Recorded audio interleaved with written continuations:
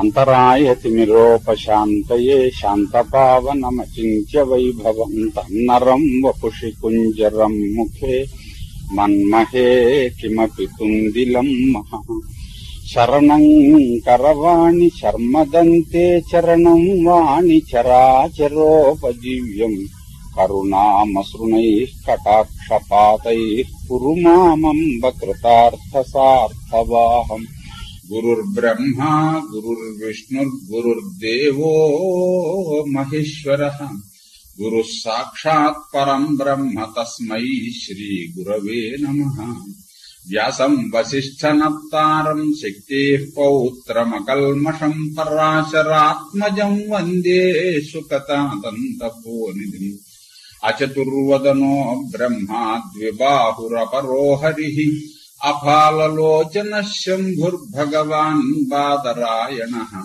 వంశీ విభూషితకరన్నవనీరదాభాత్ పీతాంబరాదరుణబింబఫలాధరోష్ఠాత్ పూర్ణేందు సుందరముఖాదరవిందనేత్రాత్ కృష్ణాత్ పరం కిమపి తత్వమహం న జానే గోష్పదీకృతవారాశిం మశకీకృతరాక్షసం రామాయణ మహామాలారత్నం వందే నీలాత్మజం ఆపదామపహర్తారం దాతారం సర్వసంపదాం లోకాభిరామం శ్రీరామం భూయో భూయో నమామ్యాం పూజ్యాయ రాఘవేంద్రాయ సత్యధర్మరతాయ చ భజతాం కల్పవృక్షాయ నమతాం కామధేనవే నారాయణం నమస్కృత్య నరం చైవ నరోత్తమం దేవీం సరస్వతీం వ్యాసం తతో జయముదీరయేత్.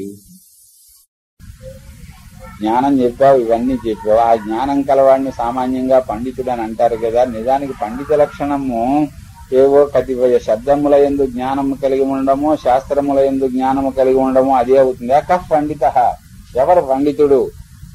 ధర్మజ్ఞ పండితః జ్ఞేయః.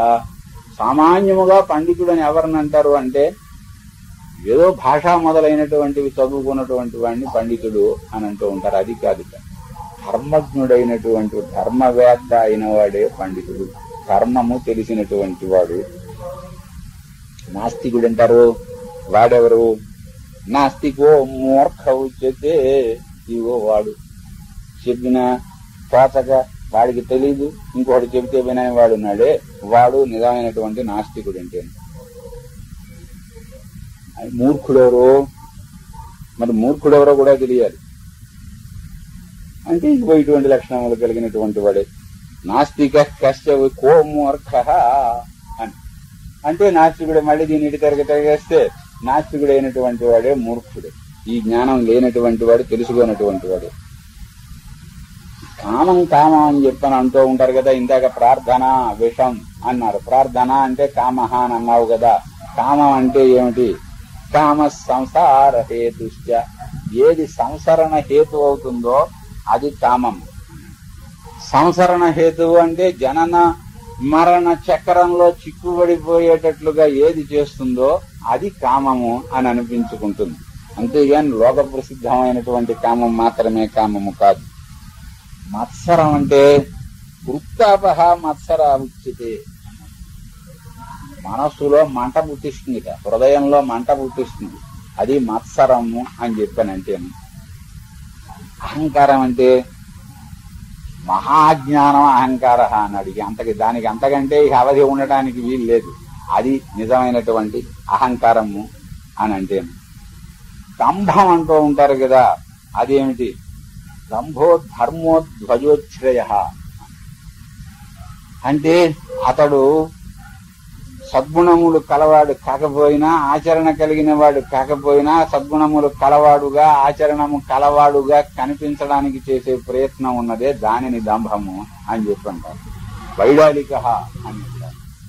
అంటే బైడాలికుడు అంటే పిల్లి వ్రతం పట్టినటువంటి వాడు అని అర్థం. పిల్లి నేను మాంసాశనము తినను అనేది వ్రతం పెట్టాను అంటే అది ఎటువంటిదో ఇది కూడా అటువంటిదేను. దైవం దైవం అంటారు. కింత దైవం పరంప్రోక్తం. దైవం అంటే ఏమిటి అన్నారు. ఎవరో ఒక రూపముతో అక్కడ ఉండి అనుగ్రహించడమా? దైవకృతం అలా ఉంది, మనం ఏం చేస్తాం, దైవానుగ్రహం లేదు అని అంటూ ఉంటారు. కాదు కాదు, దైవం దాన ఫలం ప్రోక్తం. మనము ఎంతవరకు ఇటు పెట్టాము అన్న దాన్ని బట్టి ఆ దైవానుగ్రహం మనకి ఎలా ఉన్నదో ఇది వస్తుంది అనమాట. అంటే దాన ఫలమునకే దైవం అని పేరు అన్నాడు. పైశూన్యం అంటే ఏమిటి అని ప్రశ్న వేశాడు. పిశునత్వం అని అర్థం. మామూలు శబ్దార్థం ఏమిటంటే కొండెములు చెప్పడమునకు పైశూన్యము అని.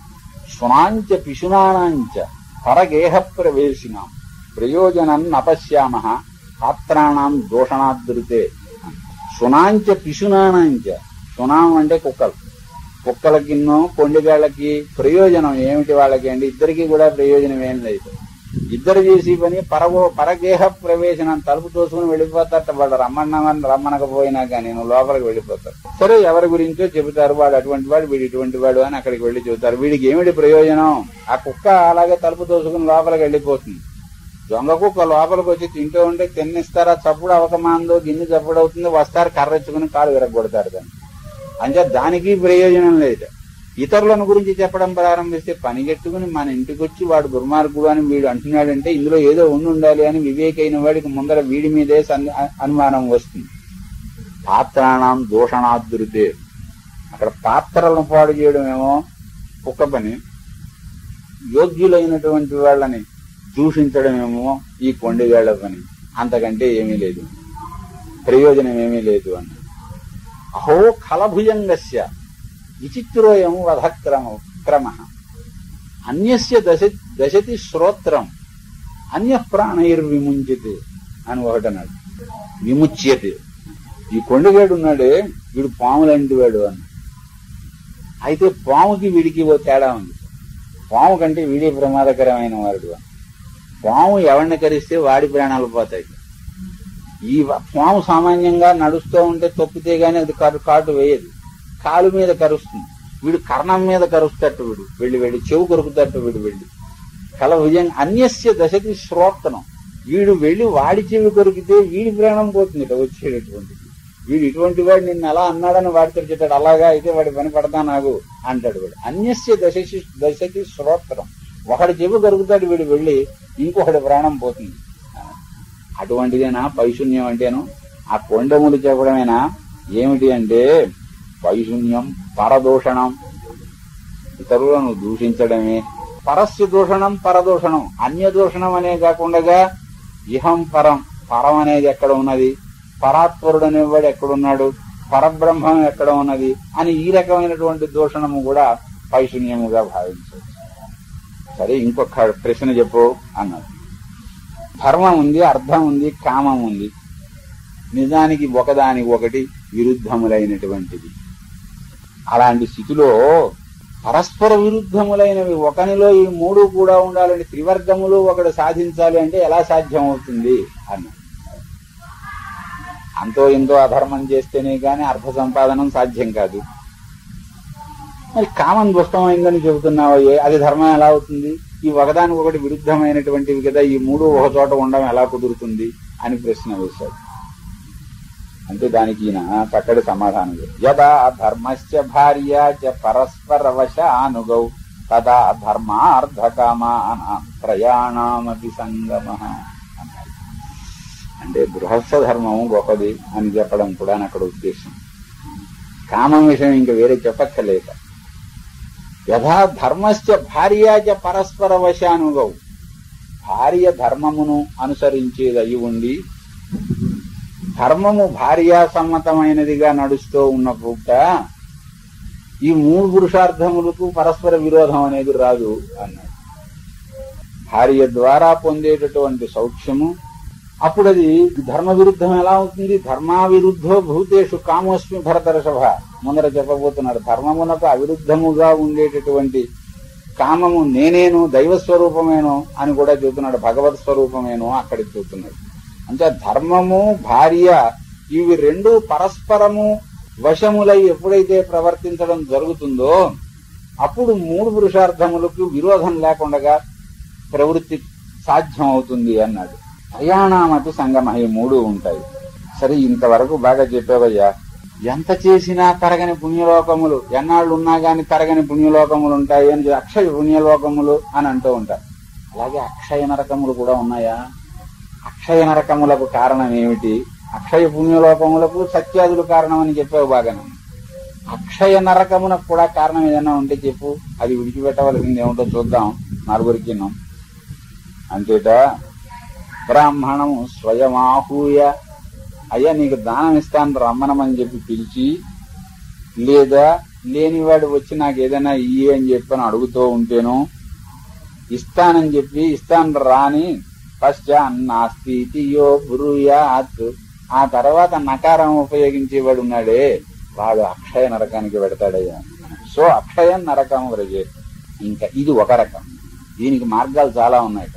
ఇది అక్షయ నరకానికి దారులు చాలా ఉన్నాయని ఒక దారి ఇదన్నాడు. రెండవ దారి ఏమిటంటే వేదేషు ధర్మశాస్త్రేషు, వేదములు ధర్మశాస్త్రములు, ద్విజాతిషు, ఇది వరకే ఆమెనా బ్రాహ్మణ్యమని బ్రాహ్మణులని ఆమెనా ఉందేమో గాని ఇప్పుడు ఏముందండి అని చెప్పని బ్రాహ్మణ నింద, ధర్మశాస్త్రం నింద, వేద నింద చేస్తాడే వీడు కూడా అక్షయ నరకానికే పెడతాడు. అలాగే దేవ నింద, పితృదేవనింద. ఎందుకండి తద్దినాలు మనం ఇక్కడ తద్దినాలు పెడితే వాళ్ళకి ముడతాయా అని చెప్పని అంటాడు. అలాగే పితృదేవ నింద ఇలా చేసేటటువంటి వాడు అక్షయ నరకానికి పెడతాడు. స్వస్తి ప్రజాభ్య పరిపాలయంతాం న్యాయేన మార్గేణ మహీం మహిషా. గోబ్రాహ్మణేభ్యో శోమస్తు నిత్యం. లోకాః సమస్తాః సుఖినో భవంతు.